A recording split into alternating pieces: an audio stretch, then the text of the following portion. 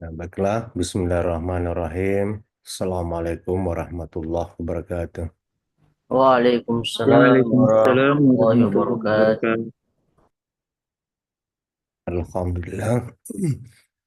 Alhamdulillah Rabbil Alamin.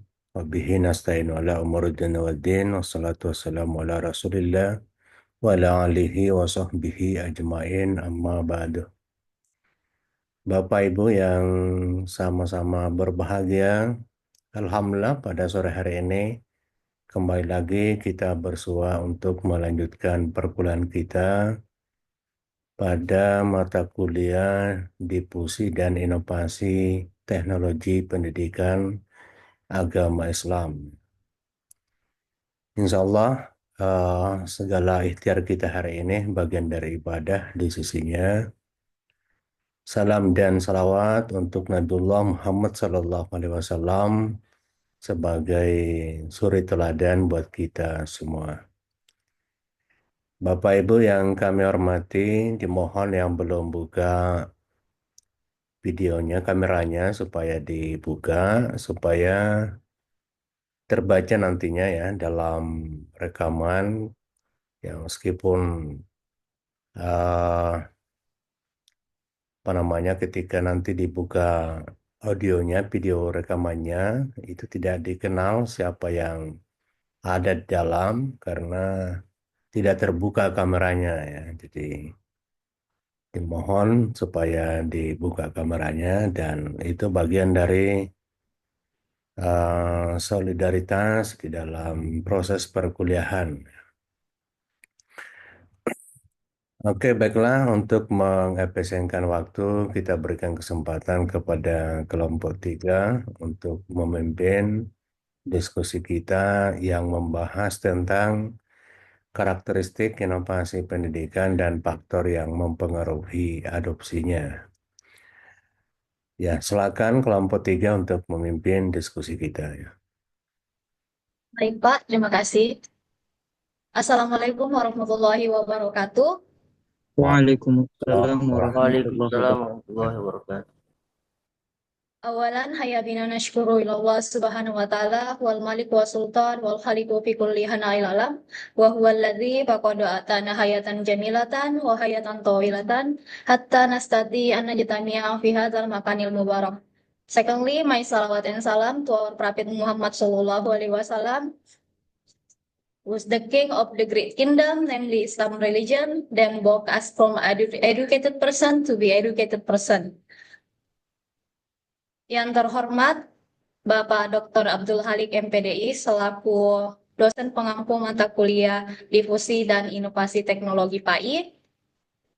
Dan yang saya hormati teman-teman pemateri dan juga peserta diskusi yang hadir pada perkuliahan daring kita sore hari ini. Baik, kami dari kelompok 3 akan menyajikan materi dengan tema karakteristik inovasi pendidikan dan faktor yang mempengaruhi adopsinya. Yang beranggotakan saya sendiri sebagai moderator atas nama Nirbala Idrus. Adapun pemateri pertama atas nama Emma Amir Idris dan pemateri kedua atas nama Nur Amira Istiqomah dan pemateri ketiga atas nama Muhammad Akib. Baik, kita berangkat dari latar belakang masalah. Nah, berbicara tentang inovasi pendidikan, maka kita akan berbicara tentang teknologi dan digitalisasi. Nah, inovasi pendidikan semakin berkembang pesat dalam berbagai pendekatan baru yang bertujuan untuk meningkatkan kualitas pembelajaran dan efektivitas pengajaran. Namun, keberhasilan inovasi ini tidak hanya ditentukan oleh ketersediaan teknologi saja, tapi juga bergantung pada kesiapan digital pendidik, dukungan institusional, dan juga kesiapan infrastruktur. Nah, oleh karena itu diperlukan pemahaman yang lebih mendalam mengenai karakteristik inovasi pendidikan dan apa sih faktor yang mempengaruhi tingkat adopsi tersebut.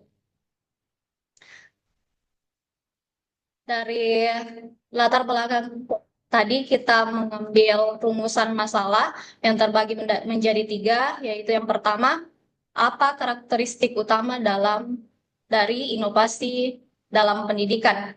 Yang kedua, apa faktor-faktor yang mempengaruhi tingkat adopsi inovasi pendidikan? Yang ketiga, strategi apa untuk meningkatkan penerimaan dan adopsi inovasi pendidikan di berbagai institusi?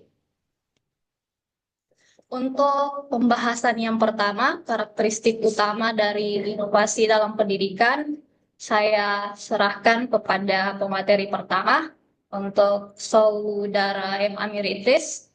Tafadhal, time is yours. Ya baik, terima kasih atas kesempatan yang diberikan oleh moderator. Bismillahirrahmanirrahim. Assalamualaikum warahmatullahi wabarakatuh. Alhamdulillah rabbil alamin. Assalatu wassalamu ala asyrafil anbiya'i wal mursalin wa ala alihi wa ashabihi ajma'in amma ba'd.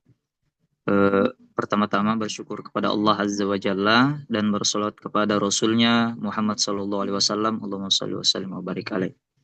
Yang terhormat Bapak Dr. Abdul Halik MPDI dalam hal ini selaku dosen pengampu pada mata kuliah kita sore hari ini. Jadi langsung saja mengenai tadi ada 3 rumusan masalah yang dipaparkan oleh moderator yang insya Allah pada sore hari ini akan kita bahas bersama. Kemudian yang pertama yang akan saya bahas sendiri merupakan adalah karakteristik utama dari inovasi dalam pendidikan. Yang pertama, sebelum kita masuk pada materi, sebagaimana kita pahami bersama atau sudah dijelaskan oleh kelompok-kelompok sebelumnya tentang makna inovasi, yaitu adanya pembaharuan dalam dunia sektor pendidikan. Di sini yang akan saya jelaskan adalah karakteristik utama dari inovasi pendidikan. Yang pertama, berbasis teknologi dan digitalisasi. Jadi sebagaimana yang kita pahami bersama bahwasanya sekarang ini perkembangan teknologi itu perkembangannya sangat pesat. Jadi dalam karakteristik utama dalam melakukan inovasi pendidikan tidak akan terlepas dalam pemanfaatan atau penggunaan teknologi dalam pendidikan tersebut. Ada juga beberapa contoh yang kami angkat dari inovasi berbasis teknologi dalam dunia pendidikan. Yang pertama, penggunaan microgames dalam pembelajaran. Jadi menggunakan teknologi membuat sebuah game yang bisa menarik perhatian peserta didik agar bisa menerima pembelajaran dengan menarik, dengan senang dan menarik.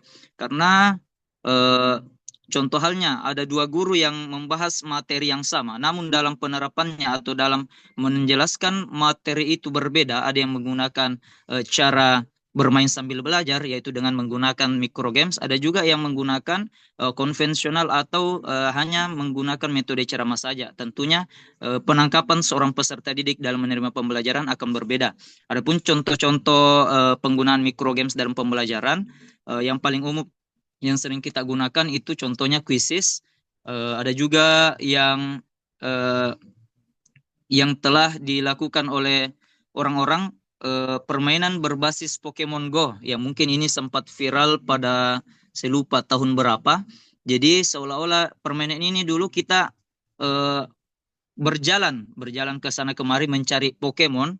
Namun di sini dikaitkan atau diintegrasikan dalam pendidikan. Jadi ketika kita ingin menangkap Pokemon itu, menangkap hewan itu, dulunya kan kita melempar kemudian ada caranya.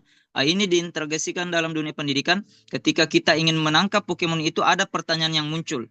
Jadi ketika peserta didik mampu menjawab pertanyaan itu, dia bisa mengoleksi hewan atau Pokemon yang dia dapat.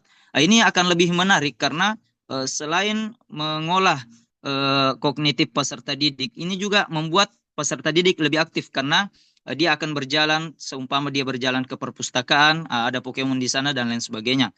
Ada juga penggunaan VR. Kita paham bersama bahwasanya kecanggihan sekarang itu VR bisa menghadirkan visual serta audio di mana kita bisa seolah-olah berada di tempat yang sebenarnya.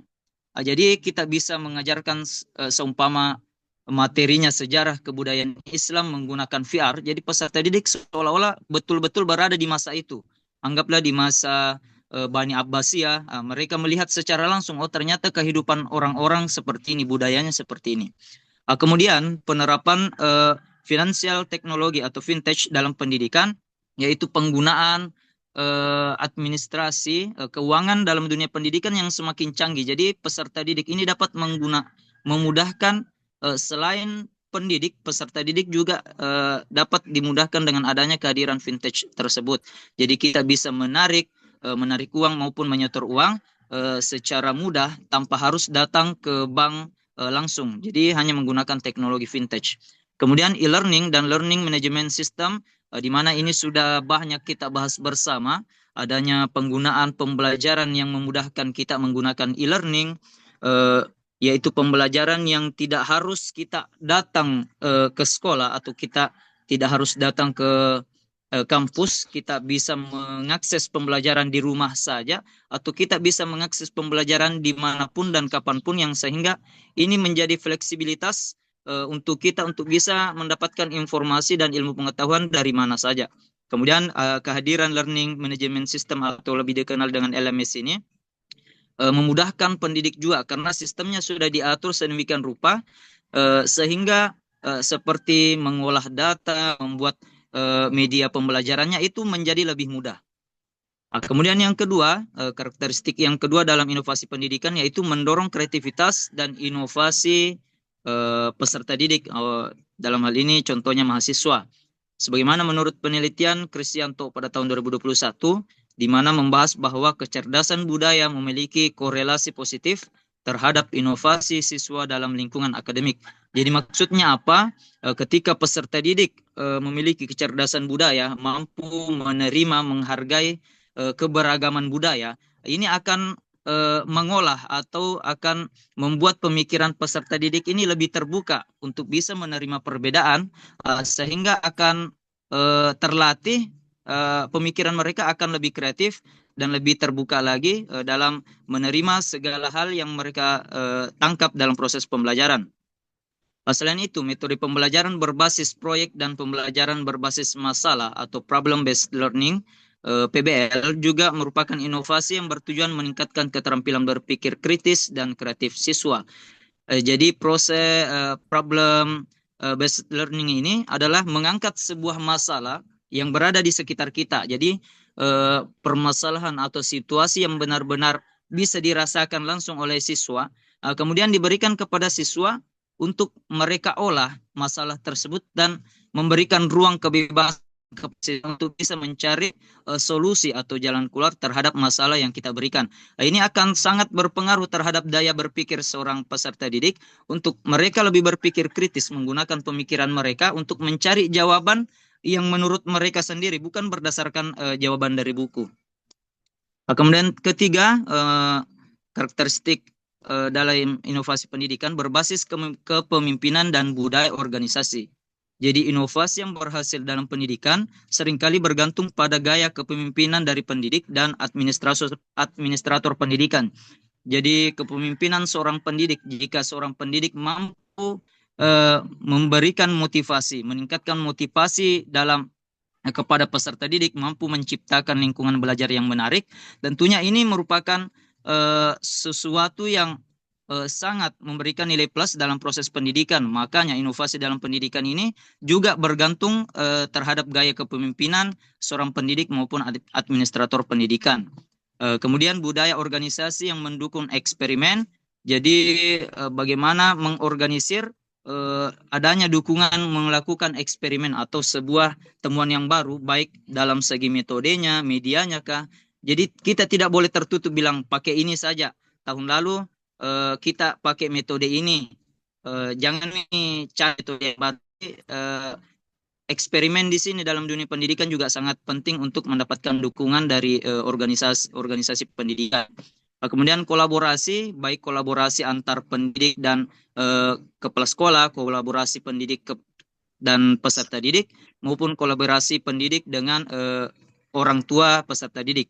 Kemudian adopsi teknologi baru. Jadi dalam dunia pendidikan kita tidak boleh tertutup atau sangat atau tidak fleksibel menerima adanya temuan-temuan teknologi baru selama teknologi ini memang bisa kita gunakan dan tidak keluar dalam hal ini karena kita PAI, jadi selama tidak keluar dari koridor PAI, maka kita mengapa tidak untuk mengadopsi teknologi baru dalam dunia pendidikan. Next. Ya, selanjutnya berorientasi pada peningkatan akses dan inklusivitas. Jadi inovasi dalam pendidikan juga bertujuan untuk memperluas akses pendidikan dan harus bersifat inklusivitas, artinya menyebar secara keseluruhan.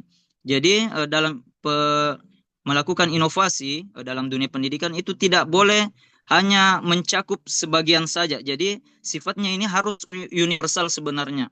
Jadi inovasi yang ditemukan ini harus bisa digunakan bukan hanya di pedesaan, juga harus bisa digunakan di perkotaan. Bukan hanya bisa digunakan di suatu provinsi, namun juga bisa digunakan di provinsi lain. Jadi harus bersifat inklusivitas atau menyebar secara keseluruhan. Selanjutnya, memanfaatkan data dan analisis untuk personalisasi pembelajaran. Jadi pendekatan berbasis data dalam pendidikan memungkinkan pengembangan model pembelajaran yang lebih adaptif dan personalisasi. Jadi ketika kita bisa mendapatkan data yang lebih luas tentang bagaimana sebenarnya personnya seorang peserta didik, maka kita bisa menciptakan model pembelajaran yang lebih adaptif, yaitu sesuai dengan kemampuan peserta didik dengan mudah menggunakan perkembangan teknologi tadi. Kemudian dengan adanya teknologi seperti kecerdasan buatan, yaitu AI, dan analisis big data, yaitu institusi pendidikan dapat memahami pola belajar siswa dan memberikan pengalaman yang belajar yang lebih sesuai dengan kebutuhan individu. Jadi dengan adanya kehadiran kecerdasan AI ini bisa sangat memberikan peluang bukan hanya kepada peserta didik namun juga kepada pendidiknya, sehingga wawasan kita lebih luas lagi. Kita bisa memahami pola belajar siswa dengan baik, bagaimana karakter belajarnya, bagaimana kemampuan menangkap ilmunya dan lain sebagainya. Yang terakhir, didorong oleh riset dan praktik berbasis bukti. Jadi dalam melakukan inovasi dalam sebuah pendidikan, tentunya terlebih dahulu harus dilakukan riset yang berbasis bukti yang nyata. Jadi kita meriset dulu, kita meneliti sebenarnya apanya yang kurang. Ya, makanya dalam proses pendidikan, dunia pendidikan juga ada yang dikenal dengan istilah evaluasi pendidikan. Dalam evaluasi pendidikan ini, disitulah kita riset. Oh, ternyata tujuan pembelajarannya tidak tercapai. Oh, ini yang salah, metodenya yang salah. Oh, ternyata medianya yang kurang. Makanya setelah dilakukan riset, barulah kita bisa melakukan inovasi pembaruan. Ternyata ini yang perlu dikembangkan, ini yang harusnya ditingkatkan, ini yang masih kurang. Agar kemudian praktik yang berbasis bukti agar dapat memberikan hasil yang efektif. Jadi praktiknya ini tidak boleh sekedar teori, jadi betul-betul kita mengamati langsung bagaimana proses pembelajarannya, bagaimana hasilnya, bagaimana pemanfaatan medianya, dan lain sebagainya. Jadi mungkin itu saja dari saya mengenai karakteristik utama dari inovasi dalam pendidikan. Saya kembalikan kepada moderator. Jadi, terima kasih atas pemaparan materi dari Saudara Emanir Idris. Selanjutnya, untuk pembahasan faktor-faktor yang mempengaruhi tingkat adopsi inovasi pendidikan, saya serahkan kepada pemateri kedua, kepada Saudari Nur Amira Istiqomah. Disilakan. Baik, terima kasih atas kesempatan yang diberikan oleh moderator. Alhamdulillahillazi hadana lihadza wa ma kunna linahtadiya laula an hadanallah, asyhadu an la ilaha illallah wa asyhadu anna Muhammadan abduhu wa rasuluh. Yang saya hormati Bapak Dr. Abdul Halik, MPDI, selaku dosen pengampuh pada mata kuliah kita sore hari ini. Dan saya hormati pula teman-teman sekalian yang bergabung pada Zoom kita kali ini. Baik, di sini saya akan menjelaskan mengenai faktor-faktor apa yang mempengaruhi tingkat adopsi inovasi pendidikan. Nah, sebagaimana yang dijelaskan sebelumnya bahwa inovasi dalam pendidikan telah berkembang pesat seiring dengan kemajuan teknologi dan tuntutan globalisasi. Sehingga transformasi digital dalam pendidikan tidak hanya mengubah cara pengajaran dan pembelajaran, tetapi juga menuntut kesiapan berbagai pihak, termasuk pendidik, peserta didik, dan juga institusi pendidikan. Namun, meskipun inovasi pendidikan menjanjikan berbagai manfaat, tingkat adopsinya tidak merata di berbagai institusi pendidikan. Beberapa faktor utama yang mempengaruhi adopsi inovasi pendidikan kami menuangkan dalam 5 poin utama. Yang pertama yaitu kesiapan teknologi dan infrastruktur. Nah, jadi salah satu faktor utama dalam adopsi inovasi pendidikan adalah kesiapan teknologi dan infrastruktur. Institusi pendidikan yang memiliki infrastruktur digital yang memadai lebih cenderung berhasil dalam mengadopsi teknologi pendidikan.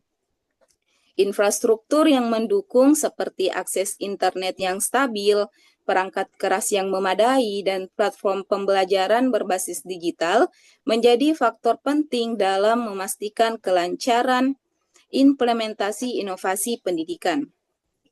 Selain itu, kesiapan teknologi juga mencakup aspek keamanan data dan privasi dalam pembelajaran daring, sehingga tantangan yang muncul kemudian yaitu adalah kebocoran data, serangan cyber, dan etika dalam penggunaan teknologi masih menjadi perhatian utama dalam implementasi inovasi pendidikan.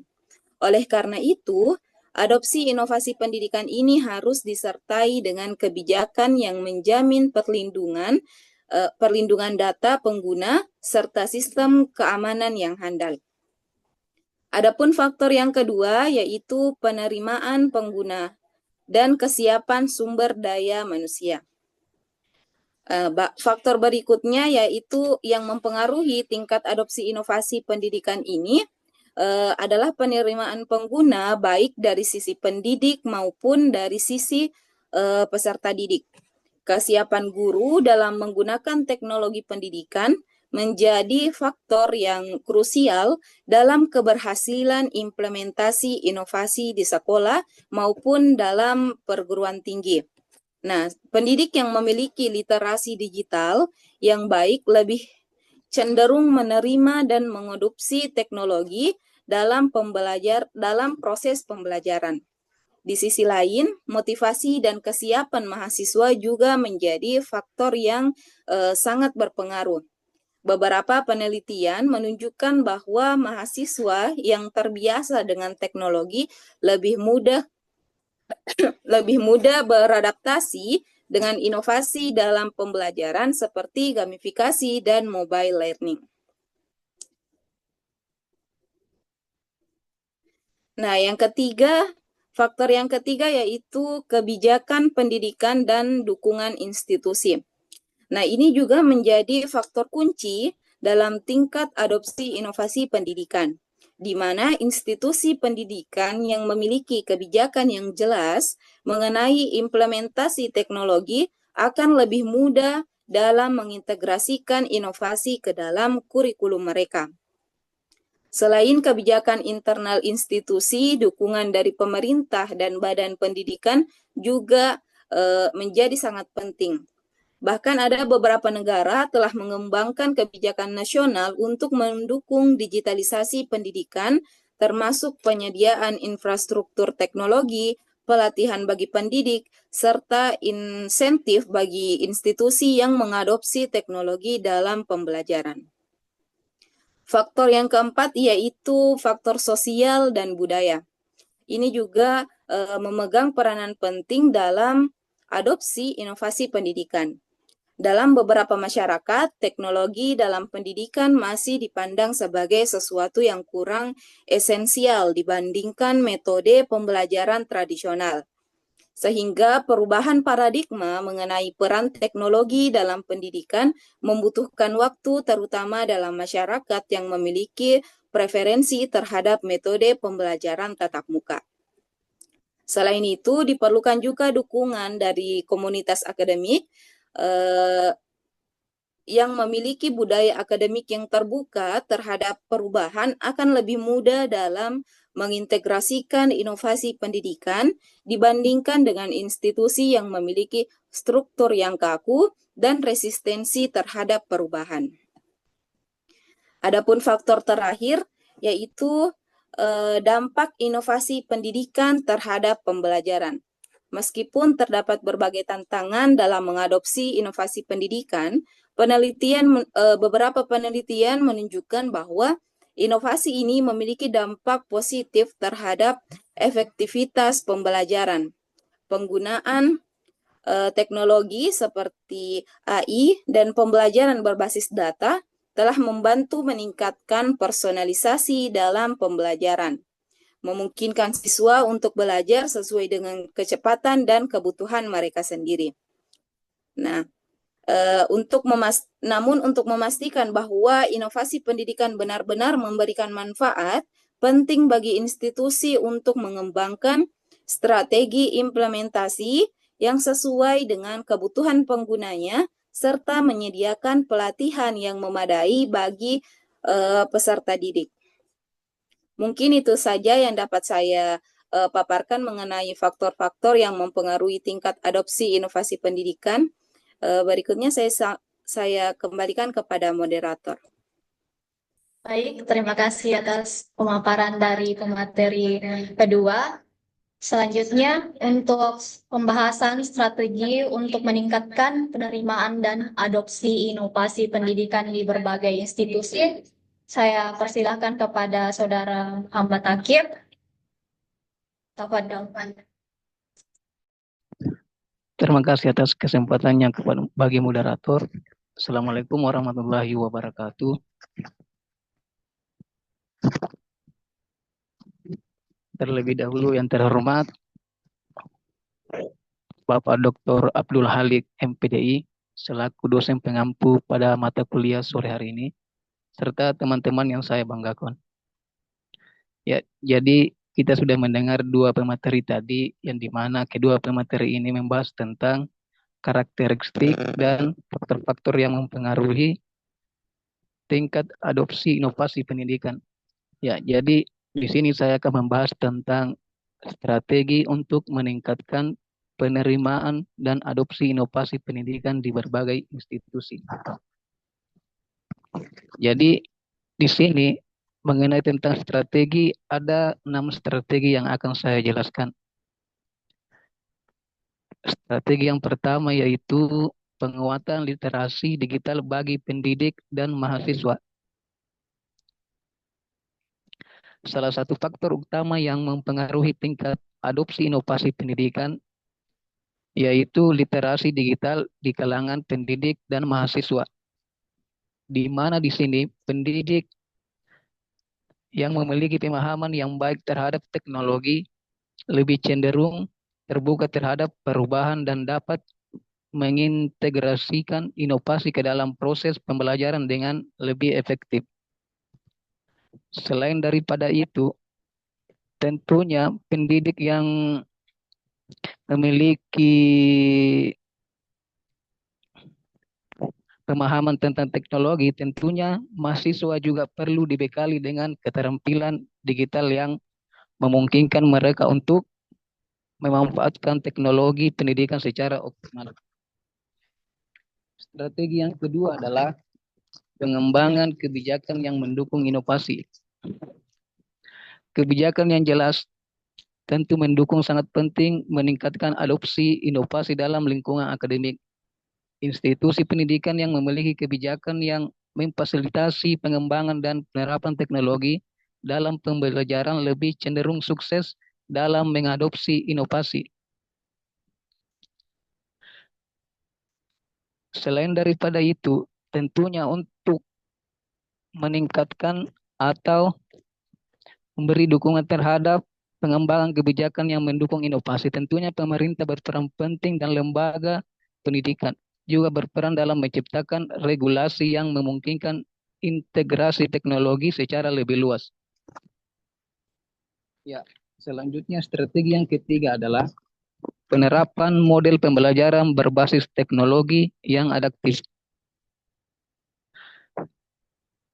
Untuk meningkatkan adopsi inovasi dalam lingkungan akademik, tentunya dengan menerapkan model pembelajaran berbasis teknologi yang adaptif, seperti pendekatan flipped classroom, hybrid learning, dan personalized learning. Ketiga ini sudah terbukti meningkatkan keterlibatan siswa serta efektivitas dalam pembelajaran. Misalnya, pendekatan flipped classroom memungkinkan mahasiswa untuk mengakses materi pembelajaran sebelum sesi kelas sehingga waktu di kelas dapat dimanfaatkan untuk diskusi dan pemecahan masalah. Strategi yang keempat adalah meningkatkan kolaborasi antara akademisi, industri, dan teknologi. Kolaborasi antara institusi akademik, industri, dan penyedia teknologi sangat penting dalam mendorong adopsi inovasi dalam pendidikan. Institusi pendidikan dapat bekerja sama dengan perusahaan teknologi untuk membangun solusi yang sesuai dengan kebutuhan pembelajaran. Selain daripada itu, keterlibatan industri dalam kurikulum dapat memastikan bahwa inovasi yang diterapkan dalam pendidikan relevan dengan kebutuhan dunia kerja. Strategi yang kelima adalah mengatasi hambatan psikologis dan sosial dalam adopsi inovasi. Meskipun teknologi menawarkan banyak manfaat, resistensi terhadap perubahan masih menjadi salah satu hambatan utama dalam adopsi inovasi di lingkungan akademik. Beberapa pendidik dan mahasiswa mungkin merasa bahwa teknologi terlalu kompleks atau tidak sejalan dengan metode pembelajaran tradisional. Strategi yang keenam atau yang terakhir adalah evaluasi dan pengukuran keberhasilan implementasi inovasi. Agar strategi adopsi inovasi berjalan efektif, diperlukan evaluasi yang berkelanjutan terhadap implementasi teknologi dalam pembelajaran. Institusi akademik harus memiliki mekanisme untuk mengukur sejauh mana efektivitas inovasi yang diterapkan serta dampaknya terhadap kualitas pendidikan. Ya, baik itu sedikit pemaparan materi dari saya. Saya kembalikan kepada moderator. Terima kasih atas paparan materi dari Saudara Nur Akib.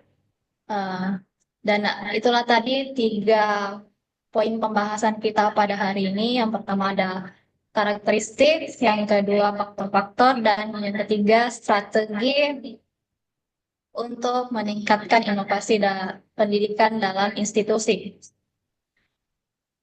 Kepada teman-teman yang ingin bertanya, disilahkan. Ya, oke, moderator. Ya, dipersilakan kepada Saudara Muhammad Ibri. Ya, baik. Assalamualaikum warahmatullahi wabarakatuh. Assalamualaikum warahmatullahi. Terima kasih atas kesempatan yang diberikan oleh moderator yang kita hormati semua, Bapak Dr. Abdul Halik MPDI, selaku dosen pendamping kita pada mata kuliah pada sore hari ini, dan teman-teman sekalian yang mengikuti proses perkuliahan melalui Zoom pada sore hari ini. Baik, menarik pembahasan kita pada sore hari ini. Saya banyak pertanyaan tapi cukup satu saja karena kita jadi batasi waktu.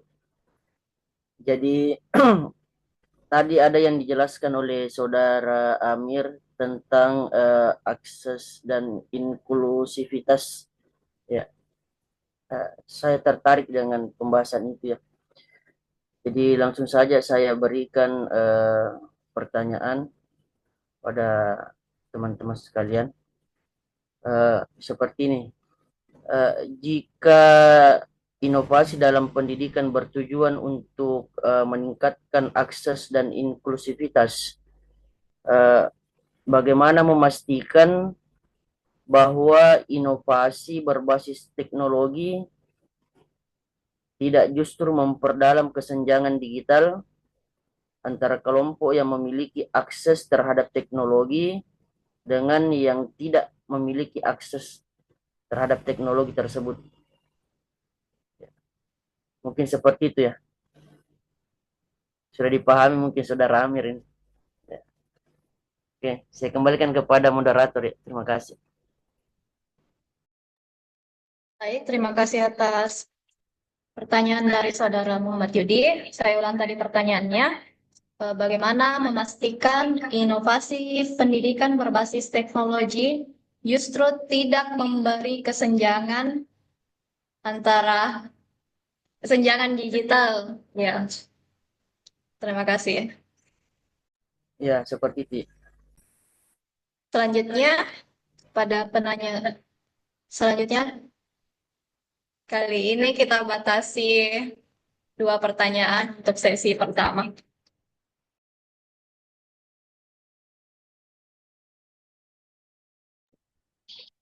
Sedikit, moderator. Ya, disilakan kepada Saudari Marwa.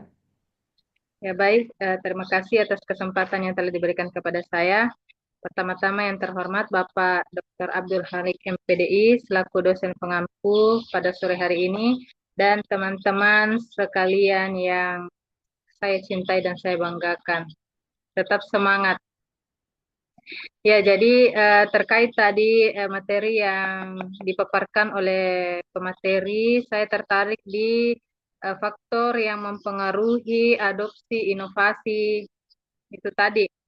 Eh, yang pertama di sini adalah kesiapan teknologi dan infrastruktur. Jadi yang ingin saya pertanyakan di sini, bagaimana tanggapan pemateri terkait jika sarana dan prasarana di sekolah kurang memadai untuk inovasi pendidikan dalam bentuk teknologi.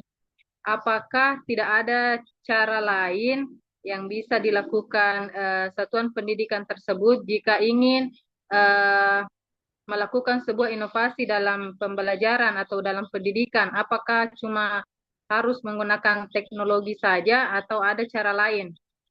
Nah, karena kan ada beberapa sekolah, termasuk nih sekolahku, itu agak terpencil meskipun berada di tengah kota, tapi sarana dan prasarananya kurang memadai. Ya, jelas Ki moderator. Ya, Ya, baik, terima kasih atas pertanyaan dari Saudari Marwa. Saya rangkum tadi pertanyaannya tentang sarana dan prasarana. Apakah ada cara lain dari satuan pendidikan jika ingin meningkatkan inovasi pendidikan itu apakah bisa tidak menggunakan yang berbasis teknologi, terutama dalam kasus yang daerah-daerah terpencil begitu? Ya. Ya, terima kasih atas pertanyaannya. Kepada teman-teman pemateri, apakah sudah bisa menjawab? Baik, bisa mungkin moderator untuk Baik, pertanyaan pertama. disilakan kepada saudara M. Mirintis. Ya, baik, langsung saja mengenai pertanyaan dari saudara Kak Yudi tentang apakah tadi karakteristik dalam inovasi pendidikan, dalam hal ini pembahasannya tentang inovasi dan bisa dibuka dulu materi itu.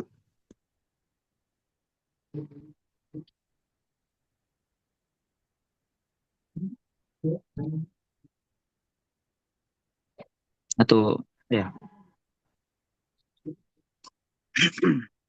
nomor 4.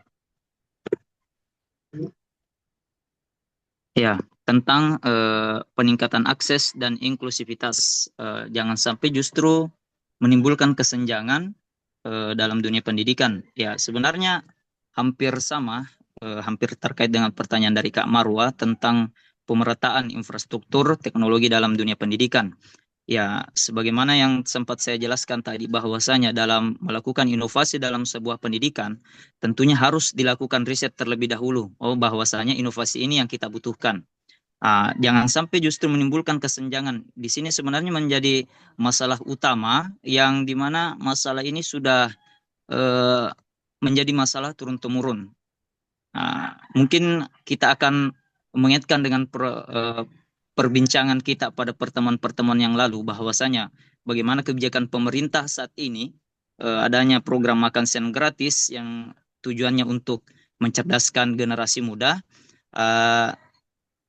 Yang dimana pada pertemuan yang lalu saya mengatakan tidak tepat sasaran karena justru yang lebih membutuhkan itu tidak bisa mendapatkan makanan gratis ketika untuk masuk dalam dunia pendidikan saja tidak mampu.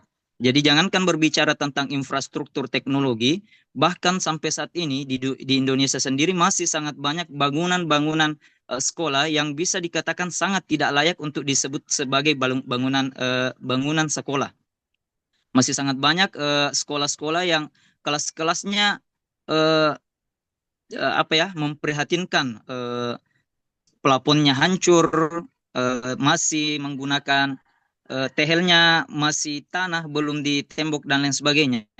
Ini harusnya menjadi sasaran utama atau pandangan utama bagi pemerintah bahwasanya jangan jauh sekali dulu mau melengkapkan komputernya, teknologinya, wifi-nya dan lain sebagainya, sedangkan bangunan sekolahnya belum mumpuni untuk layak dihuni, layak dikatakan sebagai bangunan sekolah.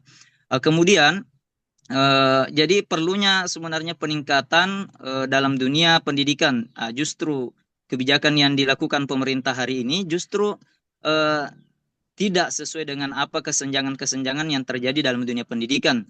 Yang harusnya dalam sektor pendidikan jatahnya atau uangnya itu ditambah, justru diefisiensi lagi.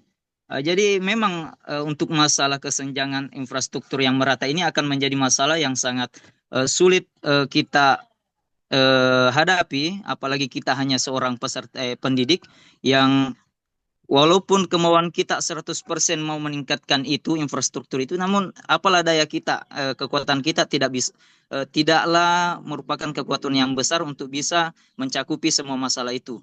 Jadi lagi-lagi pemerintah harus betul-betul menyoroti apa yang terjadi, kesenjangan yang terjadi dalam sektor pendidikan ini tersebut. Kemudian masalah selanjutnya sebenarnya sudahlah dana pendidikan sedikit, banyak lagi yang korupsi. Jadi beberapa hari yang lalu ada yang baru-baru viral korupsi dana BOS yang dilakukan oleh bendahara dan kepala sekolah. Jadi adanya kerjasama antar kepala sekolah dan bendahara mengkorupsi dana BOS. Sudahlah dana BOS-nya sedikit dikorupsi lagi. Jadi bagaimana memang mau merata infrastruktur atau pembangunan dalam sektor pendidikan ini, sedikit memang jatahnya dikorupsi lagi. Jadi betul-betul masalah kesenjangan infrastruktur ini adalah masalah besar yang saya rasa pemerintah acuh tak acuh terhadap hal itu. Kemudian dikaitkan dengan peningkatan akses dan inklusivitas. Ya, jadi seperti itu. Walaupun niat kita dalam sektor pendidikan kita niatnya melakukan inovasi yang bisa dirasakan oleh semua peserta didik di seluruh jagat raya, ya, tapi kembali lagi kepada sarana dan prasarana yang tidak memadai sehingga tidak memungkinkan hal itu bisa diterima oleh seluruh peserta didik. Ya, mungkin sementara itu saja dari saya. Saya kembalikan kepada moderator. Baik, terima kasih atas jawaban dari Saudara Amir Idris yang menjawab tadi pertanyaan dari Saudara Muhammad Yudi yang mengatakan bahwa kesenjangan digital pendidikan di Indonesia itu juga menjadi dilema terbesar pada diri pendidik itu sendiri. Karena kekuasaan keputusan terhadap hal-hal seperti ini itu berasal dari pemerintah. Bagaimana tadi dari saudara penanya? Oke, baik. Terima kasih atas jawabannya dari Saudara Amir. Ya, saya cuma menggarisbawahi saja ya. Kalau yang dijelaskan dari Saudara Amir mungkin secara universal, menyeluruh. Tapi tadi saya memfokuskan kepada bagaimana bisa memeratakan antara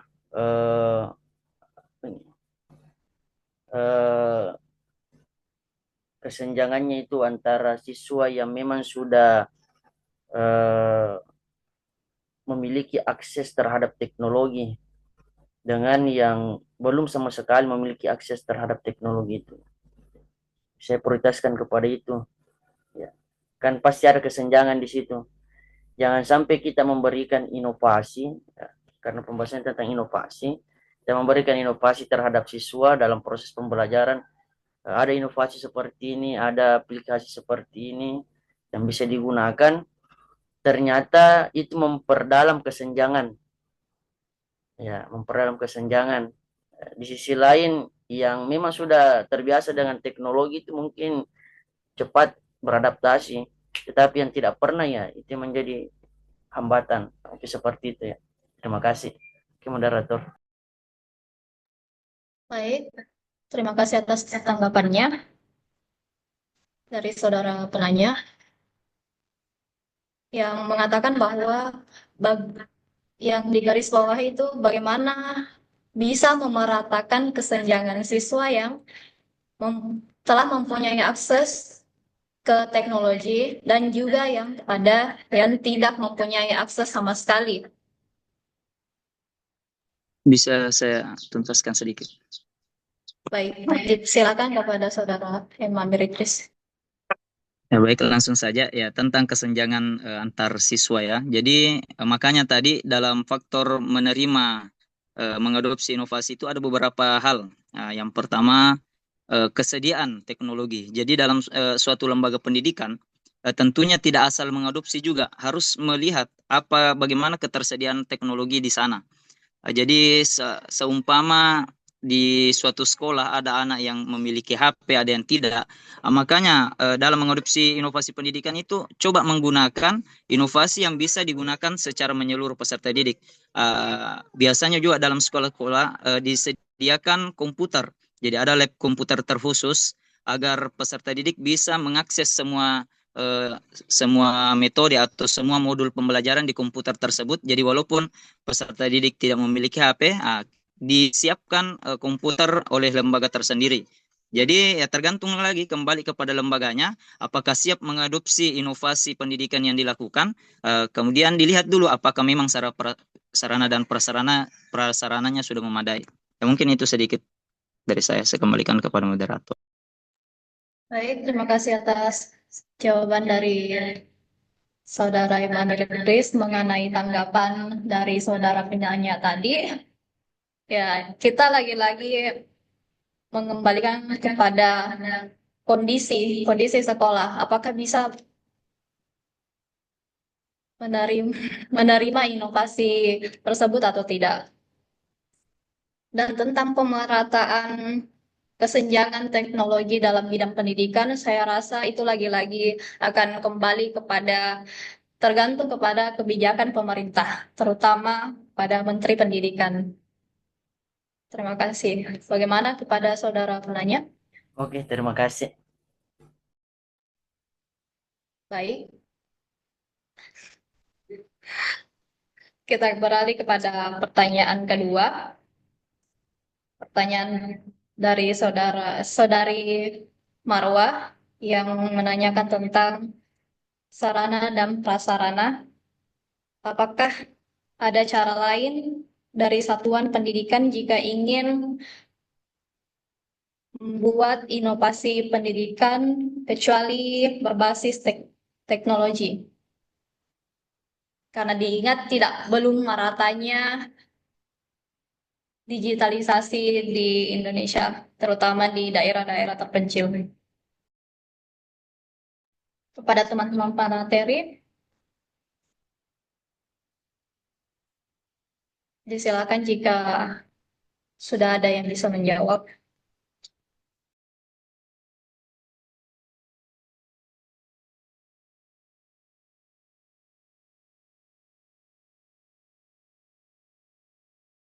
Izin moderator.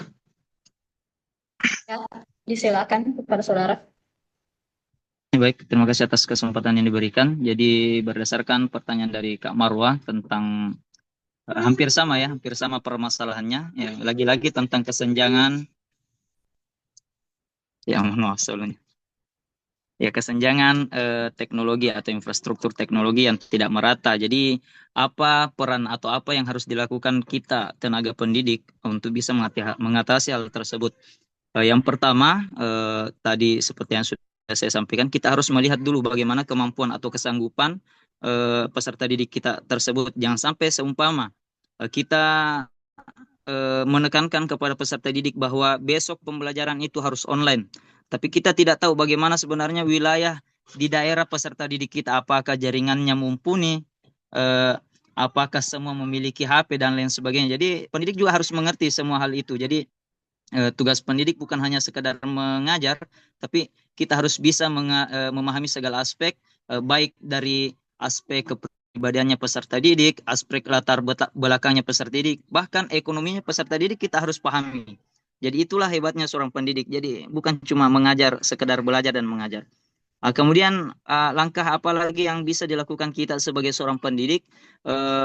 Seperti pada asesmen yang lalu, karena ada peserta didik saya, anak yatim, ya mohon maaf sebelumnya, jadi dia tidak memiliki HP, sedangkan asesmennya itu menggunakan HP. Jadi saya meminjamkan HP saya. Jadi itu merupakan salah satu solusi juga.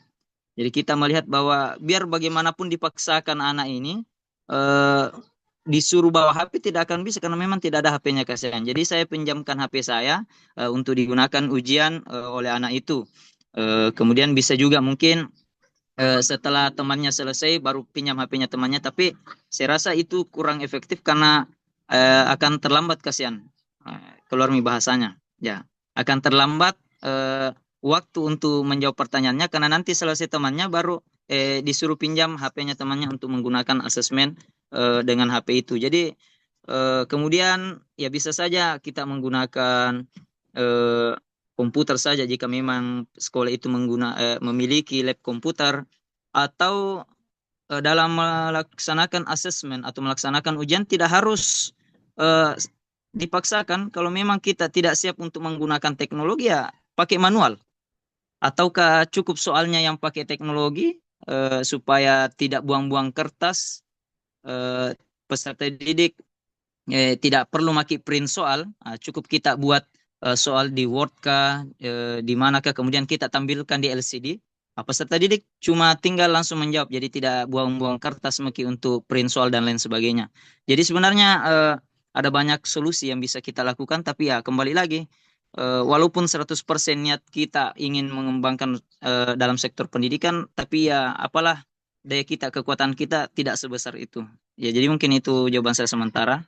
Mungkin ada pemateri yang lain yang bisa menambahkan. Saya kembalikan kepada moderator.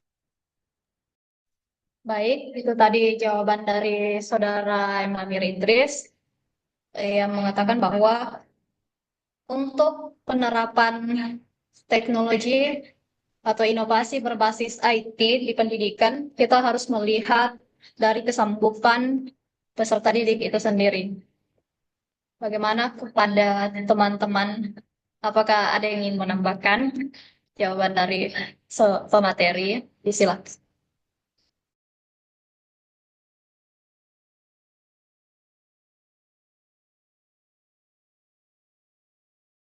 Ya, tapi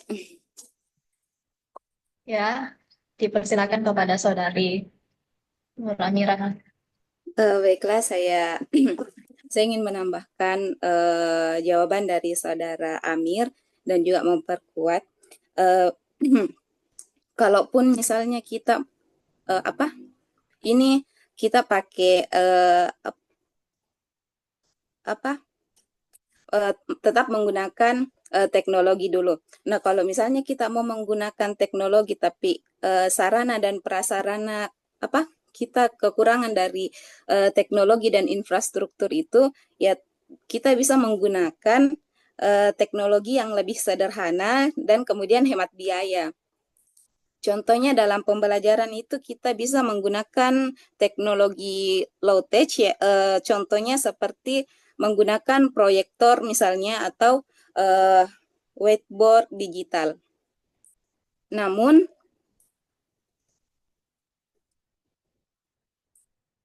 jika inovasi pendidikan betul-betul tidak dapat menggunakan teknologi, maka pendekatan yang dapat dilakukan oleh seorang guru itu kita bisa lebih fokus terhadap metode atau strategi yang berbasis pada interaksi manusia, kreativitas, dan peningkatan kualitas pengajaran secara langsung.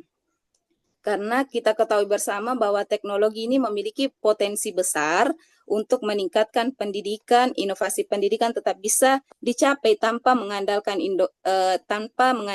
teknologi. Seperti yang tadi dijelaskan di awal-awal tentang pendekatan pembelajaran yang berbasis proyek atau proyek based learning. Nah, mungkin itu salah satu contoh yang dapat kita gunakan kalau memang terkendala dari faktor itu tadi, teknologi dan infrastruktur.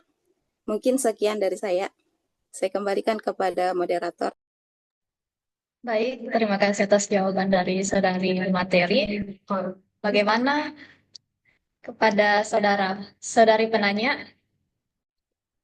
Ya, terima kasih atas tanggapan ataupun jawaban yang telah diberikan. Jadi dapat saya garis bawahi tadi bahwa inovasi dalam pembelajaran itu tidak mesti selalu berdampingan dengan teknologi. Ya, kita bisa melakukan inovasi seperti tadi yang dikatakan pemateri, bisa fokus terhadap kreativitas peserta didik dan membangun interaksi dengan peserta didik ya dalam proses pembelajaran, seperti membuat proyek kayak sekarang di sekolah kan ada P5, jadi mungkin inovasinya bisa seperti itu ya untuk kreativitas dalam pembelajaran. Jadi tidak serta-merta inovasi itu disandingkan dengan harus teknologi ya. Kita bisa memulai juga dengan model itu tadi inovasi berbasis proyek ya. Terima kasih pada pemateri. Terima kasih moderator.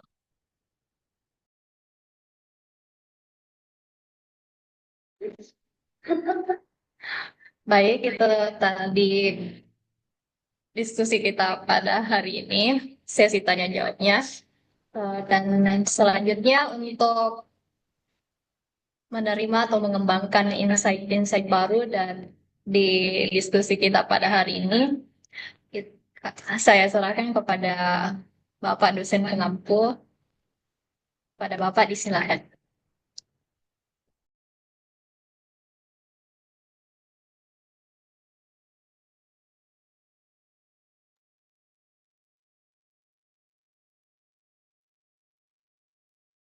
Baiklah, Bismillahirrahmanirrahim. Assalamualaikum warahmatullahi wabarakatuh.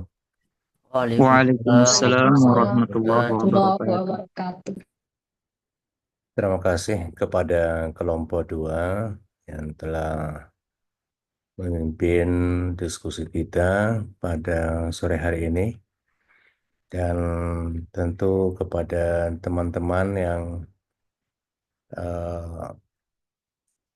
mendiskusikan tema yang sangat menarik, bagaimana sebuah kemajuan berbagai inovasi-inovasi baru itu mendapatkan respon dan minat dari masyarakat, dan seperti apa sehingga masyarakat ini dapat beradaptasi atau mengadopsi dari perkembangan teknologi mutakhir. Jadi hal ini sangat menarik, apalagi pertanyaan yang menggugat tadi cukup membuat kita ini sesungguhnya adalah sepertinya pendidikan menjadi tak bermakna ketika teknologi tidak ada ya.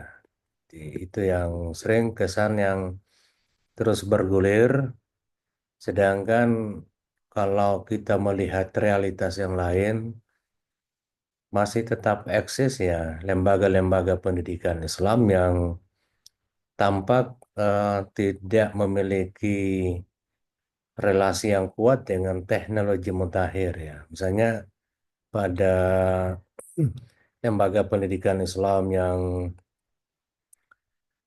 sangat-sangat konvensional ya.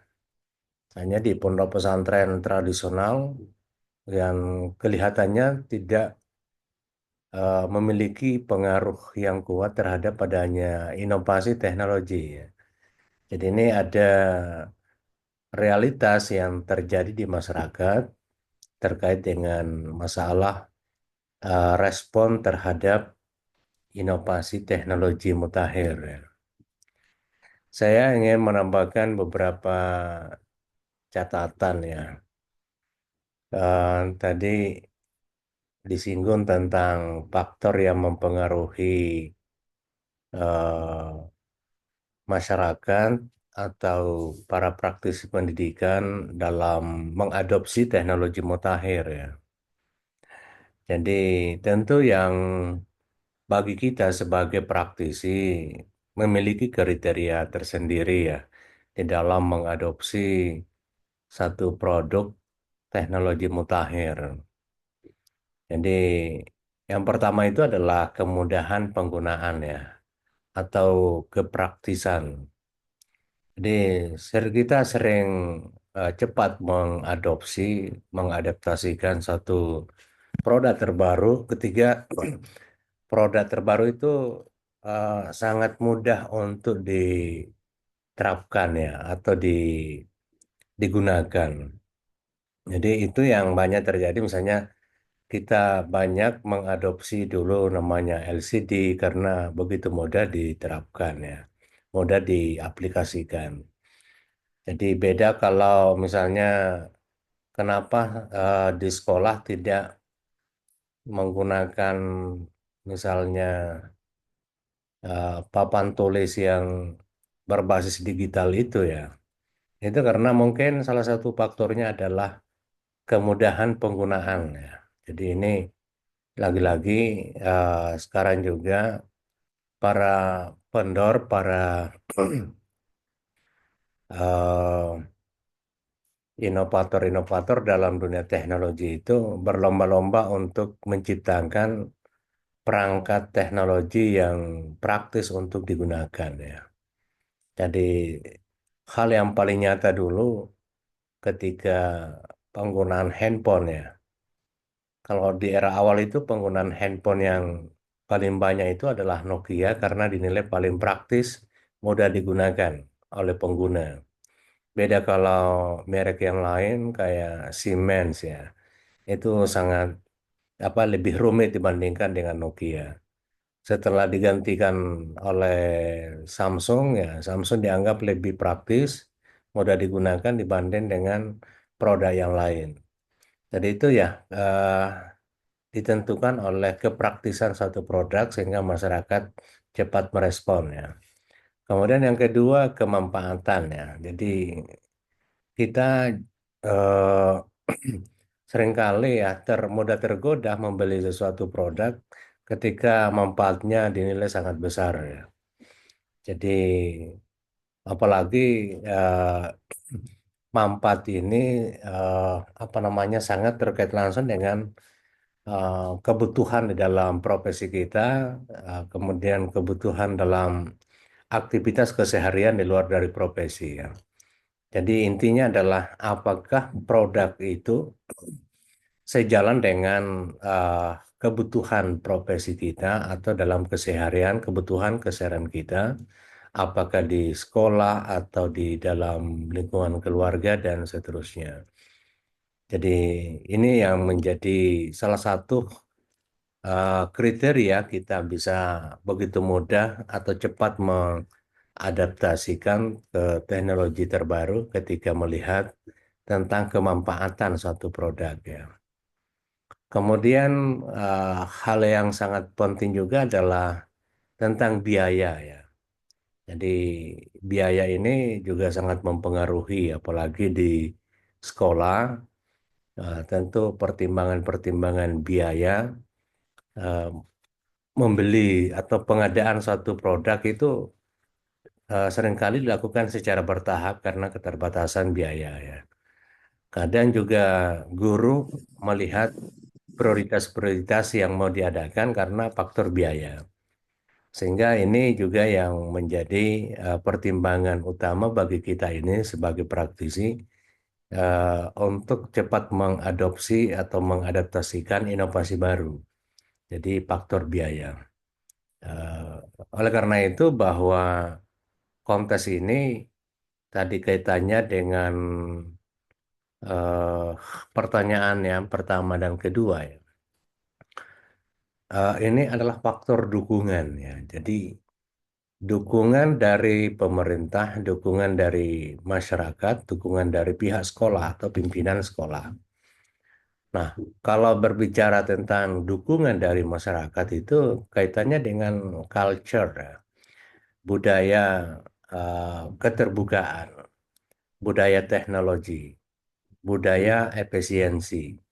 Jadi ketika masyarakat itu sudah mengarah ke budaya efisiensi, keterbukaan, eh, budaya teknologi, sains, maka itu akan cepat memberikan respon dan dukungan kepada sekolah untuk beradaptasi dengan inovasi terbaru.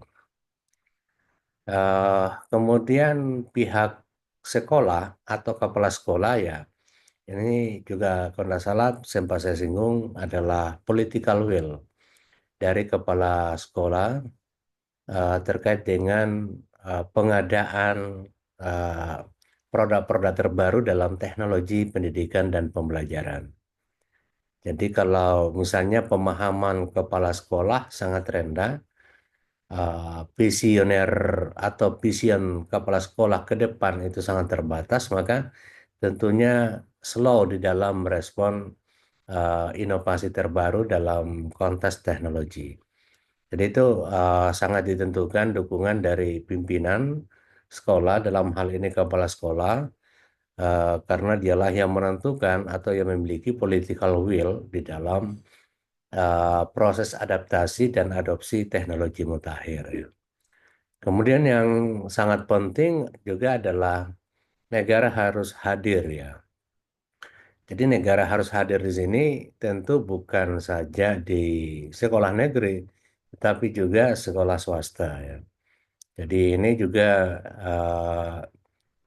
apa namanya satu bagian dari diskriminasi pendidikan karena kadang-kala pemerintah hanya memperhatikan sekolah negeri dan kurang memperhatikan sekolah swasta.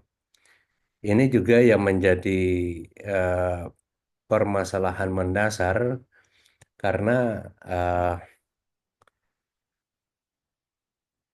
eh, swasta juga memiliki perhatian yang tinggi di dalam mencerdaskan anak bangsa, ya, di dalam meningkatkan kualitas hidup masyarakat, sehingga negara seharusnya berterima kasih kepada swasta, ya. Jadi bentuk terima kasih itu adalah memfasilitasi kegiatan pendidikan yang tentu selevel dengan sekolah negeri.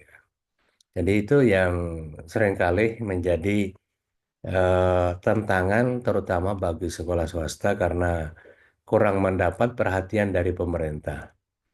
Nah, ini tentu tergantung kepada siapa leadernya di pemerintahan yang punya mindset dan paradigma berpikir terkait dengan pendidikannya.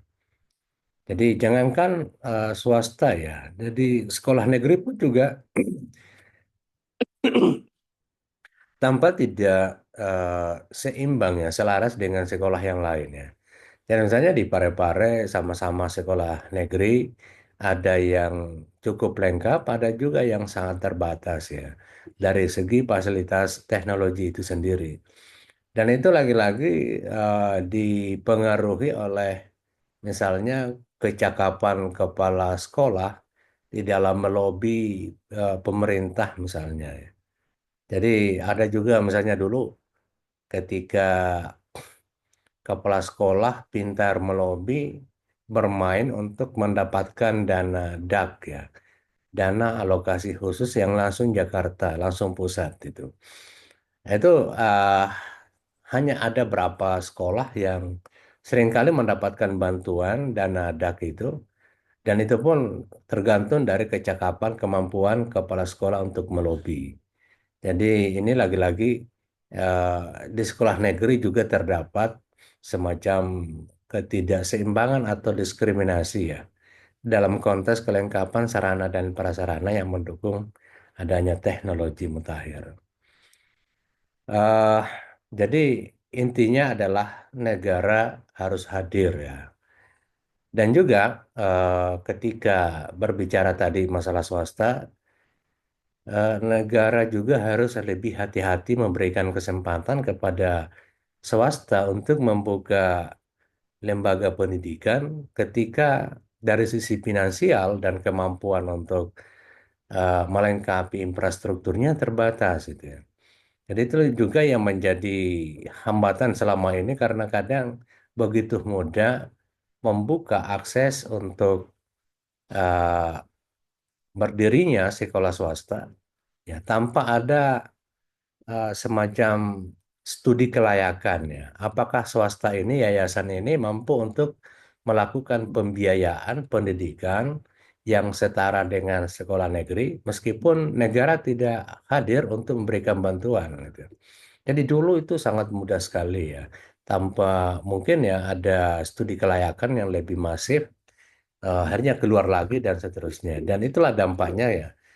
Eh, Setelah berjalan, kemudian ya banyak kemudahan-kemudahan yang diberikan tanpa diimbangi dengan kualitas pendidikan yang terus yang seharusnya dikembangkan di sekolah itu.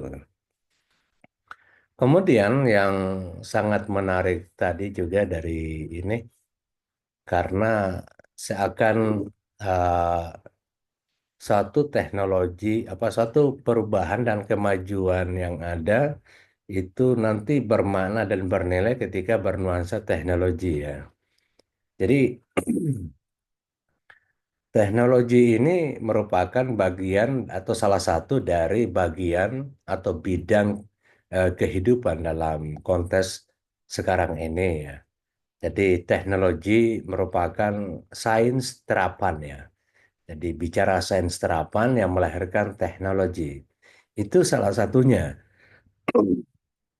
Nah, dalam konteks pendidikan dan pembelajaran bahwa eh, ketika pihak sekolah atau mungkin kultur sekolah kurang merespon terhadap dinamika teknologi, kira-kira apa yang mesti dilakukan dikembangkan agar eh, pendidikan itu tetap dalam koridor eh, mutu dan ada dinamika di dalam progres pengembangan kompetensi peserta didik ya. Jadi tadi juga disampaikan oleh para pemakalah itu ya. Jadi eh, guru sejatinya terus mengembangkan inovasi-inovasi di dalam kegiatan pendidikan dan pembelajaran di sekolah ya. Jadi terlepas dari teknologi itu banyak hal yang bisa dilakukan oleh guru ya. Jadi tadi misalnya bagaimana strategi guru di dalam mengembangkan kreativitas peserta didik, ya. Bagaimana metode-metode atau pendekatan, eh, misalnya sekolah alam, ya, sekolah yang betul-betul membangun keakraban dengan alam, ya, sekolah yang mengedepankan tentang revolusi hijau misalnya. Ini juga adalah bagian dari kreativitas yang saya kira sangat penting dikembangkan ya. Meskipun ya teknologi ini minim eh, berada di sekolah. Jadi misalnya kalau sekolah dasar salah satu yang sangat penting terus dikembangkan sekarang ini adalah strategi pembelajaran berbasis proyek ya yang disebutkan pemakalah juga ada berbasis masalah itu. Jadi eh, penyelesaian suatu masalah atau pengembangan eh, kemampuan berpikir kritis bagi peserta didik itu dapat dikembangkan melalui dengan strategi, misalnya strategi pembelajaran berbasis proyek ya. Jadi tidak mesti teknologi. Jadi ini lagi-lagi gurunya yang dituntut untuk lebih kreatif dan inovatif ya. Jadi bagaimana melahirkan atau mengembangkan strategi-strategi baru di dalam pembelajaran yang dapat merangsang bagi pengembangan kompetensi peserta didik. Namun demikian bahwa alangkah bagusnya ketika strategi pembelajaran berbasis proyek ini dielaborasi atau dikombinasikan dengan teknologi digital itu sendiri. Jadi kenapa? Karena di dalam penerapan strategi pembelajaran proyek itu dimulai dari konsep, dimulai dari teori-teori. Jadi untuk melacak, mensearching teori dan konsep itu kan melalui dengan referensi yang lebih cepatnya, lebih efisien kalau digunakan referensi digital. Jadi itu yang secara ideal ya. Namun demikian ya, karena ini juga beberapa seniornya melakukan riset eh, apa namanya tesis yang bertemakan pembelajaran berbasis proyek. Itu misalnya kalau di sekolah dasar itu sangat sangat menggugat pembelajaran kemampuan peserta didik di dalam mengembangkan kemampuan berpikir kritis ya. Kemudian ya kebetulan juga di kampus kita tahun ini digemakan atau diterapkan ya pembelajaran berbasis proyek untuk perguruan tinggi ya. Karena kurikulum berbasis OB ini dapat terwujud kalau di backup oleh strategi yang terbaru, yakni ada PJBL dan ada CBL ya, Project Based Learning dan ada Case Based Learning. Jadi kebetulan buku panduan itu ya saya yang pimpin untuk merancang panduan penerapan PJBL itu ya. Kemudian berapa tahun yang lalu kami pernah meneliti tentang problem based learning ya. Jadi benar-benar strategi pembelajaran ini dapat merangsang, meningkatkan kreativitas dan inovasi bagi guru dan peserta didik dalam pembelajarannya. Jadi bagaimana setiap kali dalam kegiatan pembelajaran, guru penuh dengan masalah ya, yang siap untuk dikaji, untuk diriset oleh peserta didik ya. Jadi begitu juga di dalam psikologi pembelajaran bahwa daya serap peserta didik akan lebih meningkat ketika peserta didik terlibat dalam proses pembelajaran itu. Jadi keterlibatan, kehadiran peserta didik dalam pembelajaran itu akan lebih cepat merangsang di dalam meningkatkan kemampuan berpikir, kemampuan dalam hal spiritualitas ya, ada kesadaran sosial yang terbangun di dalam diri peserta didik. Jadi itu yang saya kira apa namanya bagian dari inovasi. Begitu juga dalam konteks evaluasi ya. Dalam konteks evaluasi, dalam konteks pengelolaan kelas atau manajemen kelas, itu dapat dikembangkan meskipun teknologi tidak ada ya. Jadi misalnya belajar tidak mesti di dalam kelas ya. Tentu ada inovasi-inovasi. Ketika di luar kelas seperti apa nuansanya ya. Ya mungkin ada disiapkan tempat di sekolah yang ketika di luar kelas itu dilakukan eh, tanpa terganggu oleh lingkungan, kebisingan lingkungan, kemudian adem ya di situ dapat merangsang anak-anak untuk berpikir lebih responsif terhadap pembelajaran dan seterusnya ya. Jadi itu lagi-lagi bagian dari inovasi. Di dalam evaluasi seperti apa ya misalnya ya kadangkala kita ini selalu terkungkung dengan gaya berpikir in the box ya. Padahal untuk melahirkan inovasi itu kita selalu dituntut berpikir out the box ya. Berpikir yang selalu di luar dari hal-hal yang bersifat normatif. Jadi kita memikirkan sesuatu yang di luar dari kebiasaan, dari tradisi, atau hal-hal yang bersifat normatif. Nah, selama ini kita seringkali melakukan evaluasi misalnya dengan tertulis ya. Apakah itu multiple pilihan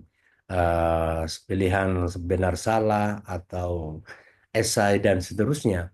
Kira-kira adakah model lain ya inovasi terbaru misalnya di dalam memberikan evaluasi peserta didik yang mereka sendiri tidak sadari ya bahwa dia sementara dievaluasi. Tapi dalam konteks ini dapat dipertanggungjawabkan. Jadi ini lagi-lagi di kita sebagai guru dituntut untuk terus berinovasi ya, terutama di bidang evaluasi ini yang kadangkala kalau dalam proses pembelajaran itu kelihatan anak-anak cukup maju, kompeten, dan terlihat aktualisasi dirinya. Pas ketika dilakukan evaluasi, anak-anak langsung down, tidak terlihat kompetensinya, dan seterusnya. Jadi itu lagi-lagi ada relasinya dengan psikologi ya, bahwa anak itu seringkali atau ada kasusnya anak tidak memiliki kemampuan berpikir kritis, kreatif, dan seterusnya ketika dalam kondisi terdesak, misalnya mengikuti evaluasi ya. Jadi sama halnya dengan kita. Kadangkala kita jadi down ketika berhadapan dengan evaluator atau asesor yang akan menguji kita itu ya. Jadi itu lagi-lagi eh, teknologi bukanlah segalanya untuk mengembangkan kompetensi peserta didik. Tapi itu lagi-lagi tergantung kepada kemampuan, kreativitas, dan inovasi gurunya itu sendiri. Namun demikian, karena teknologi itu merupakan sains terapan, kelihatan secara kasat mata, empirik, sehingga ketika itu ada, teknologi itu ada, dianggaplah bahwa ini ada kemajuan ya. Sedangkan pada kemajuan yang non teknologi itu sifatnya abstrak ya. Jadi dibutuhkan kemampuan kita untuk apa ya, menjelaskan, memberikan narasi secara argumentatif baru bisa diterima oleh orang ya. Ya karena sifatnya abstrak. Dan misalnya kalau menggunakan strategi terbaru di dalam pembelajaran itu kan sifatnya abstrak ya.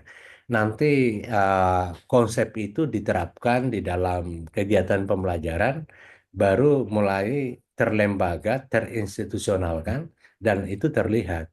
Ya beda kalau misalnya penggunaan eh, TV smart ya, penggunaan WiFi dan seterusnya itu kan barang yang sudah sifatnya konkret dan langsung dirasakan oleh masyarakat atau warga sekolah. Sehingga ini di langsung dimaknai ketika itu produk teknologi ada di sekolah berarti jelas ada kemajuan yang berarti ya. Ada kemajuan yang nampak secara langsung kita saksikan. Jadi itu bedanya ya. Sehingga kadangkala pihak sekolah atau pemerintah pengambil kebijakan cenderung uh, berorientasi kepada teknologi karena itu langsung kelihatan kemajuannya ya. Apalagi kalau tadi disinggung tentang ada relasi kekuasaan keuangan ya atau politik keuangan, kebijakan keuangan dan seterusnya.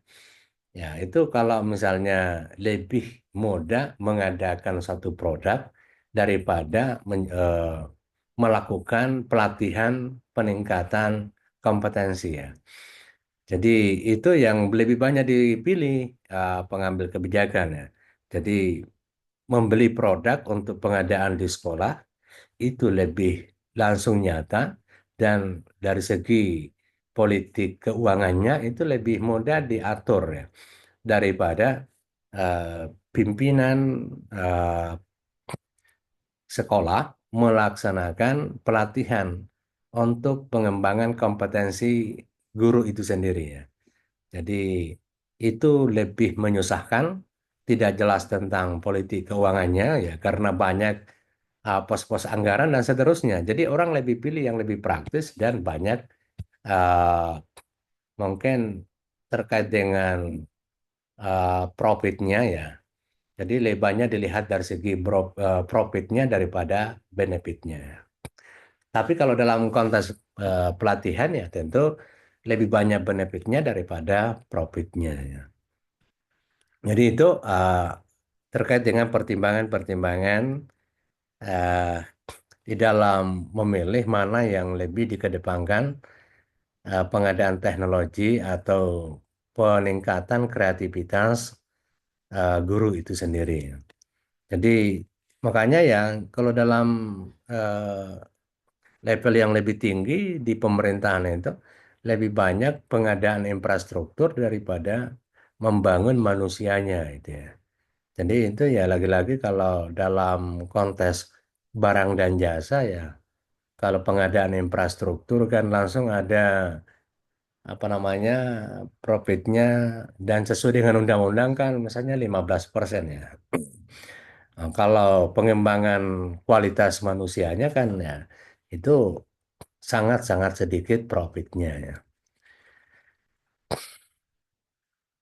Oke, saya kira itu catatan tambahan dari eh, saya terkait dengan apa yang diperbincangkan tadi.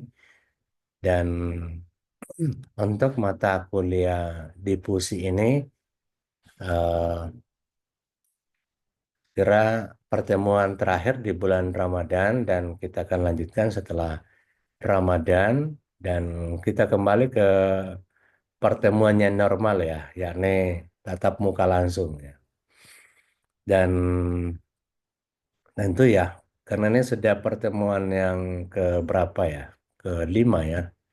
Berarti ya masih ada 3 kali pertemuan setelah Ramadan dan mudah-mudahan kita eh, bisa selesaikan dengan baik dan memberi manfaat dan nilai kepada kita semua. Baiklah, Bapak Ibu sekalian, karena waktu kita amat terbatas di bulan puasa ini, dan terima kasih kepada Bapak Ibu atas partisipasinya dalam diskusi tadi yang sangat berharga, dan mohon maaf jika ada hal yang kurang berkenan.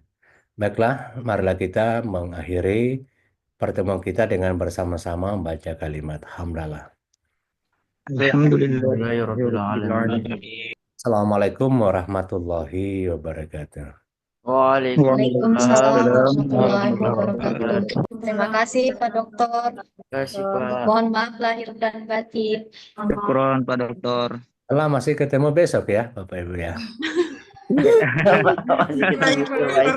Lihat besok disampaikan ya, Pak lahir batinnya. Oke, selamat istirahat Bapak Ibu. Ya, Terima kasih Pak.